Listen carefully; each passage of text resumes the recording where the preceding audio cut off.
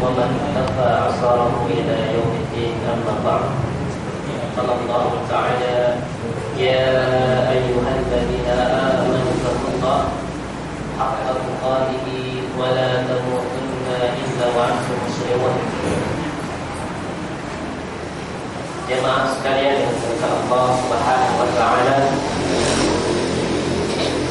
kita bersyukur kepada Allah Subhanahu wa taala pada malam hari ini Allah Subhanahu wa taala memberikan taufik dan hidayah sehingga kita bisa melaksanakan perintahnya, salah satu kewajiban kita sebagai seorang hamba Allah Subhanahu wa taala. Dalam melaksanakan kewajiban Allah Subhanahu wa taala, hendaknya kita senantiasa bersyukur kepada Allah Subhanahu wa taala, karena dengan taufiknya lah, dengan ma'unahnya, dengan pertolongan Allah Subhanahu wa taala, kita bisa melaksanakan ibadah tersebut. Jangan kita merasa bahwasanya ketika kita sudah melaksanakan satu ibadah, satu kewajiban, bahwasanya itu adalah usaha kita, tetapi kita harus menyandarkan bahwasanya itu adalah berkat pertolongan dan taufik dari Allah Subhanahu wa taala sehingga kita bisa melaksanakan ibadah tersebut. Sehingga setiap kita melakukan ibadah, ya, wajib bagi kita untuk bersyukur kepada Allah Subhanahu wa taala. Ketika imam, para ulama menyebutkan, ya, kalimat syukur tersebut itulah alhamdulillah, maka ketika kita berhasil atau berusaha mensyukuri nikmat Allah Subhanahu wa taala dengan mengucapkan alhamdulillah, maka nikmat kita bisa mengucapkan alhamdulillah itu juga harus kita syukuri dengan mengucapkan alhamdulillah dan seterusnya. Begitulah banyaknya nikmat Allah Subhanahu wa taala. Makanya kalau kita perhatikan kita hidup di dunia ini, itu adalah hidup yang sangat singkat, ya. Ada seorang ulama menggambarkan perumpamaan hidup kita itu seperti antara azan dan qomah. Kenapa? Ada sebagian ulama yang mensahihkan hadis bahwasanya bayi itu diazani ketika lahir, kemudian mati itu di sholat. Jadi kehidupan antara manusia itu antara dia azan sampai dia sholat. Begitu singkatnya kehidupan tersebut. Maka kalau kita tidak pandai-pandai memanfaatkan tersebut, maka kita akan termasuk orang-orang yang merugi. Walaula fadlullahi 'alaikum wa rahmatuhu lakuntum minal khasirin. Kalaulah bukan karena rahmat, kalaulah bukan karena karunia, keutamaan Allah Subhanahu wa taala yang Allah berikan kepada kalian, dan juga bukan karena rahmat Allah Subhanahu wa taala, niscaya kalian termasuk orang-orang yang merugi. Pertanyaannya, kenapa bisa merugi? Karena memang kita hidup sangat singkat. Dengan singkat seperti ini, untuk kita menembus surga Allah yang sangat mahal, ala inna silatallahi al-ghaliyah, sesungguhnya surga Allah itu mahal. Ala inna silatallahi al-jannah, bahwasanya perdagangan Allah itu mahal, dan perdagangan Allah itu adalah surga. Maka dengan umur yang sangat singkat ini, kira-kira bisakah kita bisa menembus surga Allah yang mahal tersebut? Tentunya kalau bukan karena keutamaan dan rahmat Allah, kita tidak akan mampu. Begitu juga dengan syaitan yang tidak pernah tidur untuk menggoda manusia, menyesatkan manusia, ya. Itu kalau bukan karena rahmat dan karunia dari Allah, niscaya kita termasuk orang-orang yang merugi. Maka sudah menjadi kepastian kita harus mencari atau mengetahui yang namanya fadilah-fadilah tersebut. Ahamiyatu ma'rifatul tafadhul amal, ya, mengetahui pentingnya fadilah, keutamaan amal itu adalah sangat penting. Ya. Karena apa? Ya, pertama tadi, ya, hidup kita sangat singkat, sementara surga Allah yang akan kita tembus itu adalah sangat mahal. Kemudian para sahabat Nabi Shallallahu Alaihi Wasallam itu senantiasa sangat antusias dengan namanya tafadhul amal, fadilah amal, amal-amal yang paling pokok, amal-amal yang paling wajib, amal-amal yang paling memiliki keutamaan, sehingga dengan tersebut ya, amal-amal tersebut dia mampu mengejar ketinggalan tersebut. Di antaranya para sahabat, ya Rasulullah, ayyu amalin afdal, ya Rasulullah, amal-amal apa yang paling afdal? Pada kesempatan yang lainnya para sahabat juga bertanya, ya Rasulullah, amal-amal apa yang paling afdal? Sehingga mereka mendahulukannya, sehingga mereka fokus dengan amalan tersebut dan tidak terlenakan dengan amal-amalan yang sia-sia. Begitulah semangatnya para sahabat untuk mencari keutamaan amal tersebut. Begitu juga dengan syaitan. Syaitan juga memiliki cara-cara, di antara min makani di syaitan, di antara cara jerumusan syaitan, jerat syaitan itu adalah syaitan menjerumuskan manusia lewat manusia itu disibukkan dengan amalan-amalan yang kurang afdal dan melalaikan amalan-amalan yang afdal. Terkadang manusia itu disibukkan dengan amalan-amalan yang sunnah dan amalan-amalan yang wajib ditinggalkan, atau amalan-amalan yang fardu Allah Subhanahu wa taala itu dilalaikan.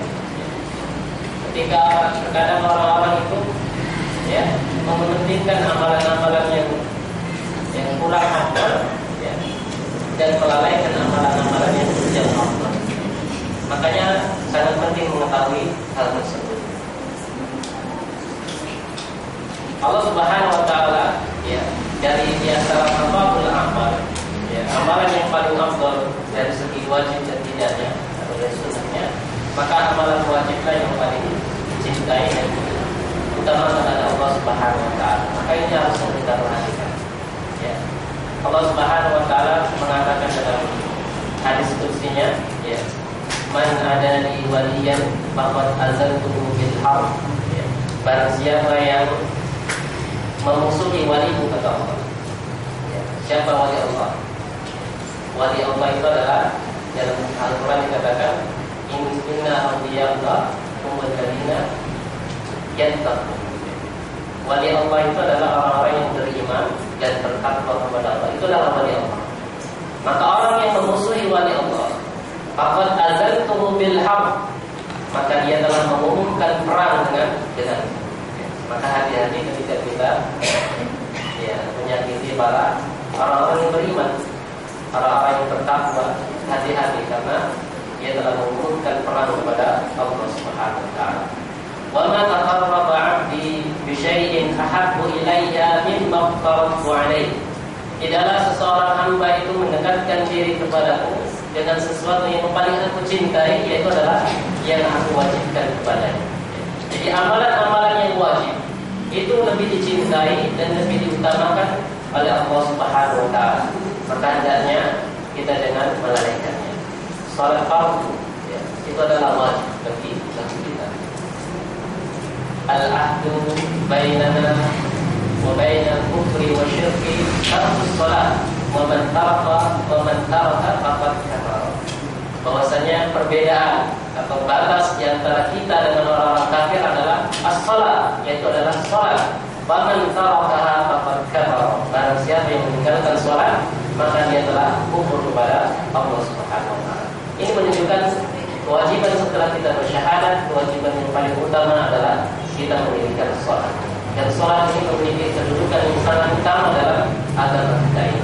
Bahwasanya amalan nanti akan ditentukan dengan salat tersebut. Maka perhatikanlah masalah salat. Terkadang ini diremehkan oleh manusia.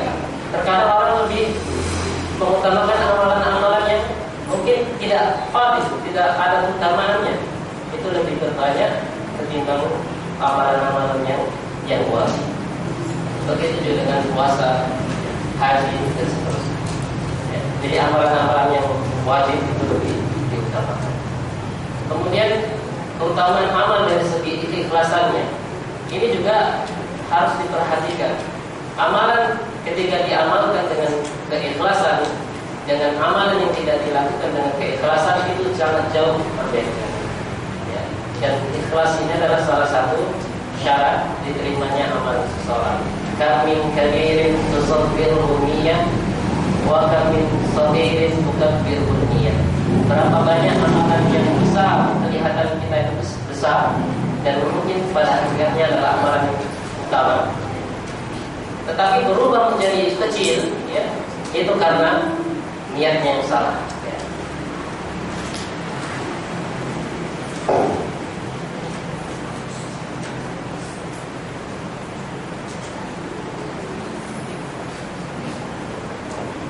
Ya.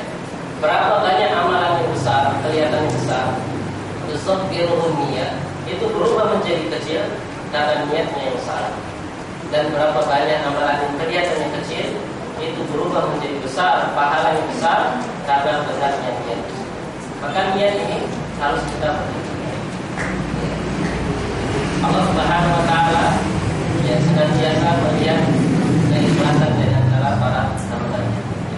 Makanya ibadah-ibadah ya, yang harus kita perhatikan adalah niat. Ketika kita bersedekah, Allah Subhanahu wa taala mengatakan qaulun ma'rufun khairun min shadaqatin yatba'uha adha. Atau sebelumnya ya ayyuhalladzina amanu la tattabi'u shadaqatikum bil manni wal adha. Wahai orang-orang yang beriman, janganlah kalian ikuti sedekah kalian itu dengan al-man, yaitu adalah kita mengukir-ukir sedekah tersebut, wal adha, atau menyakiti orang yang kita berikan sedekah. Wala tubtilu shadaqatikum bil man, janganlah kalian itu membatalkan, artinya menyia-nyiakan sedekah. Padahal sedekah adalah amalan yang dicintai oleh Allah Subhanahu wa taala, ini gugur karena niatnya yang salah. Ya, maka memperhatikan sedekah yang paling utama adalah sedekah yang disertai dengan keikhlasan. As-sadaqatu sirri tudfi'u ghadab rabb. Salah satu sarana untuk kita bisa ikhlas dalam bersedekah adalah menyembunyikan sedekah tersebut. Bahwasanya sedekah atau sirri, sedekah dengan sembunyi-sembunyi atau secara tidak diketahui orang, itu mampu meredam kemurkaan Allah Subhanahu wa taala. Maka para ulama mengatakan al-aslu bis sedekah sedekatus sirr, ya, bahwasanya asal dari sedekah itu adalah sedekah yang dilakukan secara sembunyi-sembunyi. Ya, walaupun tidak mengapa ya, kita sedekah secara terang-terangan, ya, tetapi yang lebih afdal adalah sedekah secara sembunyi-sembunyi. Wa intuqtuha wa tuqtuha al-fuqara fa huwa khairul lakum. Kalau kalian sembunyikan sedekah kalian atau kalian terang-terangkan sedekah kalian, itu adalah juga baik bagi kalian. Jadi Allah mendahulukan yang sir, yang sembunyi, kemudian setelahnya adalah secara terang-terangan. Kalau kita bisa aman dari namanya ikhlas dan yang namanya dari riya. Itu amalan ditinjau dari segi keikhlasan. Kalau amalan dari segi muttabaahnya, ya, mengikuti sunnah Rasulullah SAW, ini juga harus diperhatikan. Karena amalan yang dilakukan dengan sesuai sunnah dengan amalan yang tidak sesuai dengan sunnah jauh lebih utama, ya, amalan yang dilakukan dengan sesuai dengan sunnah. Rasulullah SAW dalam hadis Aisyah mengatakan, "Man 'amila 'amalan falaysa 'amruna fahuwa." Barang siapa yang beramal dengan amalan yang tidak ada contohnya dari Rasulullah SAW, maka amalan itu tertolak. Jadi memperhatikan amalan sesuai dengan sunnah, sesuai dengan contoh Rasulullah, ini harus diperhatikan. Terkadang orang banyak lebih mengutamakan amalan-amalan atau menyibukkan amalan-amalan yang masih diperselisihkan, ya, sunnah atau tidaknya. Tetapi sholat berjamaah yang mungkin sebagian para ulama mewajibkannya, ada seperti mazhab Hambali atau mazhab yang lainnya mengatakan sunnah muakkadah, sunnah yang sangat ditekankan, yang tidak boleh ditinggalkan oleh laki-laki. Ini justru dilalaikan. Padahal amalan yang utama bagi orang laki-laki itu adalah sholat berjamaah di dalam masjid. As-sholatul jamaah, ya, di dalam Ketika amalan-amalan yang mungkin diperselisihkan apakah ini sunnah atau tidak, justru marah. Bahkan mungkin didengung-dengungkan, dirayakan dan seterusnya. Amalan itu belum tentu sunnah atau tidak, dan seterusnya. Jadi amalan yang sesuai dengan sunnah ini adalah tadi afdal dan lebih utama. Ketika Fudail bin Iyad rahimahullah menafsirkan ayat Tabarakalladzi biyadihil mulk wa huwa ala kulli syai'in qadir liyabluwakum ayyukum ahsanu amalan. Alladzi khalaqal mauta liyabluwakum ayyukum ahsanu amalan.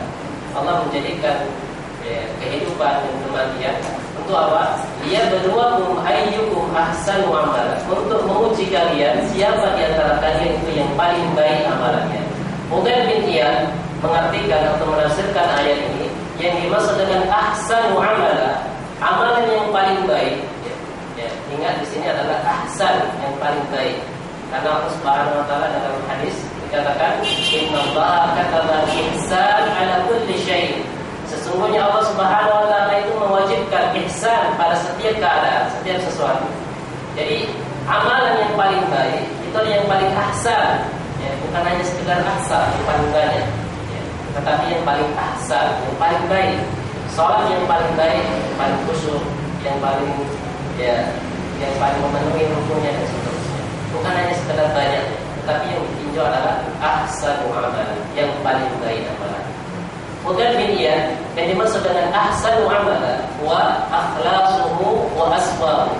Yang dimaksud dengan ahsanu amalan itu adalah yang paling ikhlas dan yang paling benar sesuai dengan sunnah Rasulullah SAW. Al-ikhlas ayakuna lillah. Ikhlas itu hendaknya ibadah itu hanya karena Allah. Was-shawab, adapun yang benar itu adalah sesuai dengan sunnah Rasulullah SAW. Fa innal amal, sesungguhnya amal, in kana khalisan, apabila amal itu ikhlas, walam yakun shawaban, tetapi tidak benar sesuai dengan sunnah Rasulullah, lam yuqbal, tidak akan diterima amal tersebut. Wa in kana shawaban, dan amal itu apabila benar tetapi tidak ikhlas karena Allah Subhanahu wa taala, juga tidak diterima, lam yuqbal hatta yakunu shawaban wa ikhlasan, sampai amalan tersebut benar dan ikhlas karena Allah Subhanahu wa taala. Inilah yang dimaksud dengan ahsanu amalan. Maka setiap amalan ini harus kita perhatikan. Bagaimana kita bisa mengetahui benar dan tidaknya amalan tersebut? Disinilah kaum muslimin itu diperintahkan oleh Allah Subhanahu wa taala untuk mempelajari agama. Tafaqahu fid-din, kita belajar terhadap agama kita. May yuridillahu bihi khairan yufaqihu fid-din. Barang siapa yang dikehendaki kebaikan oleh Allah Subhanahu wa taala, maka Allah akan pahamkan, akan faqihkan orang tersebut terhadap agama tersebut. Jalannya adalah tafaqahu fid-din, yaitu menuntut din. Ini dari segi ikhlas dan tidaknya amalan tersebut. Kemudian dari segi istimrar, amalan yang paling baik itu adalah amalan yang terus menerus secara kontinu. Allah Subhanahu wa taala mengatakan, ahabbul a'mal indallah adwamuha wa in qalla. Bahwasanya amalan yang paling baik di sisi Allah itu yang kontinu, terus menerus, wa in qalla, walaupun sedikit. Jadi kalau kita mampu melakukan suatu amalan, usahakan dijaga. Inilah yang terbaik di sisi Allah Subhanahu wa taala. Daripada kita melakukan suatu amalan yang besar tetapi terputus, ini tidak afdal, bahkan tidak dicintai oleh Allah Subhanahu wa taala. Ketika kita mampu melaksanakan sholat sunnah, sunnah qabliyah, usahakan itu terus seperti sunnah. Ketika kita mungkin bisa sholat witir, maka yang harus terus, jangan di Ramadan saja. Atau ada orang mengenal sholat witir itu bukan di bulan Ramadan, tetapi di luar Ramadan tidak ada witirnya. Padahal Rasulullah SAW mengatakan, orang Islam mengatakan, ajaban lil mu'min laisa lahu witran fil lail. Sungguh menakjubkan orang mukmin, tetapi tidak ada witirnya di malam harinya. Padahal witir ini adalah yang dicintai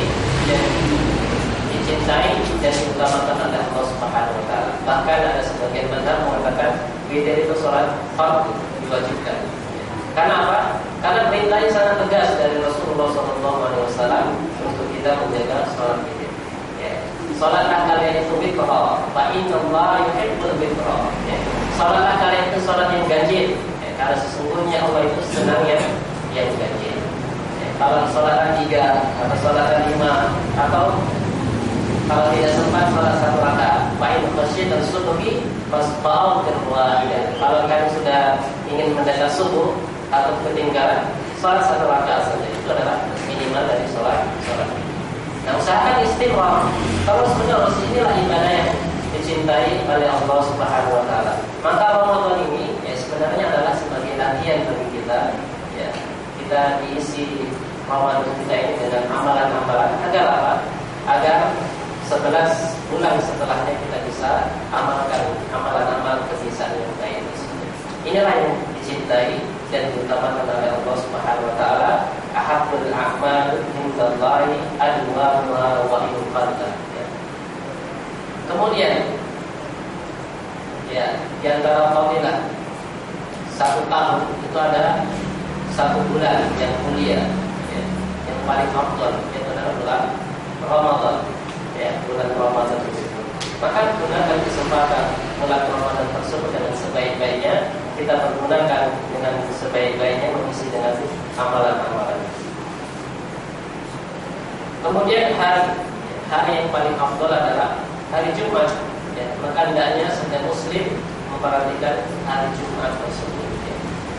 Kalau bisa tabakkalu, bersegera kata Rasulullah pada hari Jumat tersebut. Karena di antara Jumat dengan Jumat yang lainnya itu ada pengampunan. Karena siapa yang memperhatikannya, maka dari Jumat ke Jumat yang selanjutnya dosa-dosanya itu akan diampuni oleh Allah Subhanahu wa taala. Kemudian waktu yang paling mulia, apa itu? Waktu yang paling mulia adalah di antara 1 hari 1 malam itu. Dari pagi sampai pagi tadi ada 1 waktu yang paling mulia di antara waktu-waktu yang ada, yaitu adalah waktu sahur. Waktu sahur itu adalah waktu sepertiga akhir malam. Jadi sahur itu sebenarnya bukan makan sahur saja, tetapi dia adalah 1 waktu di akhir malam. Kenapa waktu itu adalah waktu yang sangat mulia? Karena disitulah Allah Subhanahu wa taala turun ke langit dunia dan mengijabah, memanggil atau menyeru hamba-hambanya atau menerima taubat para hambanya. Yanzilu Rabbuna tabaraka wa ta'ala hina sulusul lail. Allah Subhanahu wa taala turun ke langit dunia ketika sepertiga akhir malam. Ma min sa'ilin fa'udiyah. Siapa yang berdoa pada waktu itu maka akan dikabulkan. Wa man istaghfirin fa'udfirlah. Dan pada siapa yang beristighfar pada waktu itu maka akan diampuni oleh Allah Subhanahu wa taala. Itulah 1 waktu yang sangat tenang, di mana manusia dalam keadaan lelah. Orang yang mampu menghidupkan waktu sahur tersebut adalah orang-orang yang diberkahi oleh Allah Subhanahu wa taala. Makanya Rasulullah memerintahkan tasahharu, bersahurlah kalian, fa inna fis sahuri barakah. Karena dalam sahur itu ada berkahnya. Usahakan kalau kita puasa makan sahur, karena di situ bertepatan dengan waktu yang sangat mulia. Kita dituntut untuk banyak beristighfar. Dalam Al-Quran dikatakan wa bil ashari hum yastaghfirun. Di waktu-waktu sahur mereka itu berbanyak beristighfar kepada Allah. Sebelumnya ayat ini menjelaskan yaitu hamba-hamba pilihan, hamba-hamba orang-orang yang bertakwa. Salah satu cirinya adalah wa bil ashari hum yastaghfirun. Dan di waktu-waktu sahur mereka itu berbanyak beristighfar kepada Allah Subhanahu wa taala. Jangan kita isi sahur kita itu dengan amalan-amalan yang sia-sia. Contohnya nonton TV. Itu tidak amalan yang afdal. Bahkan amalan-amalan yang sia-sia. Bahkan tidak sedikit amalan-amalan yang justru mengundang kemaksiatan kepada Allah Subhanahu wa taala. Karena biasanya televisi itu tidak aman di antara 3, yaitu musik, lawak, mengumbar aurat. Padahal 3 ini adalah yang diharamkan oleh Allah Subhanahu wa taala. Rasulullah SAW mengatakan, ya, saya di zaman akan datang nanti zaman, ya, umat ini akan menghalalkan 3 hal, ya. Al-har, yaitu perzinaan, al-harir, yaitu sutra bagi laki-laki, ya, wal ma'asib, dan alat-alat musik. Inilah yang ketiga, inilah yang nanti pada akhir zaman akan dihalalkan oleh umat ini, yang pada dahulu adalah diharamkan oleh Allah Subhanahu wa taala. Kemudian pamer Allah, ya, bagi laki-laki orang ini adalah sesuatu fitnah, ya. Dan bagi perempuan adalah satu contoh atau satu suri teladan yang sangat jelek.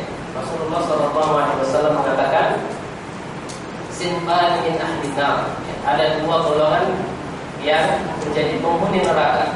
Salah satunya adalah nisaun kasiyatun ariyatun, perempuan yang berpakaian tapi telanjang. Ya, maksudnya apa? Berpakaian tetapi tidak sempurna, berpakaian tetapi masih mengumbar auratnya. Inilah penghuni neraka yang kata Rasulullah, lam yazid arbal jannah, yang tidak akan mencium baunya surga. Orang-orang yaitu nisaun kasiyat, ariyat, ya, wanita yang berpakaian tetapi telanjang. Kemudian lawak, ini juga marak di tengah-tengah televisi kita. Padahal Rasulullah SAW mengatakan, ya, la'anallahu man yuhdis, Allah melaknat orang yang berbicara liyudhikan nas, untuk supaya manusia itu tertawa, fayakzib, dan dia berdusta, la'anallahu alaihi, la'anallahu alaihi, semoga Allah melaknat orang tersebut. Inilah yang keadaan sekarang. Manusia itu terkadang dilenakan dengan hal-hal yang tidak bermanfaat, sehingga terlena dengan amalan-amalan yang baik yang utama, yaitu adalah beristighfar kepada Allah Subhanahu wa taala. Amalan-amalan yang mungkin bisa mendatangkan kebaikan itu terlewat dengan hal-hal yang sia-sia. Padahal Rasulullah SAW sudah mengingatkan kepada kita, min husnil islami mar'i tarku ma la ya'ni. Di antara baik tidaknya keislaman seseorang itu adalah diukur dari min husnil islami mar'i tarku ma la ya'ni. Di antara tanda baiknya Islam seseorang adalah ketika dia meninggalkan sesuatu yang tidak bermanfaat. Sesuatu yang tidak bermanfaat dia tinggalkan, dan dia mengejar sesuatu yang lebih baik. Saya akhiri dengan perkataan Imam An-Nawawi rahimahullah dalam syair beliau dalam kitab Arba'in An-Nawawi, yang mengatakan, inna lillahi muqadan mutawala. Sesungguhnya Allah Subhanahu wa taala itu memiliki hamba-hamba yang cerdas. Siapa itu? Talaqud dunya wa khawfu fitnah, yang mereka itu menceraikan dunia dan takut terhadap fitnahnya. Falamma 'alimu anna laysa lil hayyin watana, ketika mereka mengetahui bahwasanya dunia ini bukan tempat yang abadi bagi mereka, ja'aluha lujjatan, mereka menjadikan dunia ini ibaratkan bahtera yang ibaratkan lautan yang luas yang penuh dengan ombak. Wa ja'alu a'malan shalihan subuna, dan mereka menjadikan amal-amal saleh itu menjadi bahtera yang akan menyampaikan kepada Allah Subhanahu wa taala. Maka jadikanlah, ya, kehidupan kita di dunia ini kita penuhi dengan amal-amal saleh, sehingga kita bisa sampai kepada Allah Subhanahu wa taala. Kam min muridin laisa lahu, berapa banyak orang yang menginginkan kebaikan